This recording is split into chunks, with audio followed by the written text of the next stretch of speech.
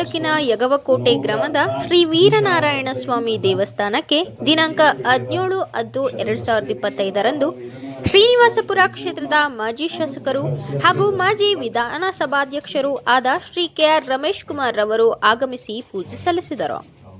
ಅನಂತರ ದೇವಸ್ಥಾನದ ಅಭಿವೃದ್ಧಿಗೆ ನಾನು ಸಹ ಕೈಯನ್ನು ಜೋಡಿಸುತ್ತೇನೆ ಎಂದರು.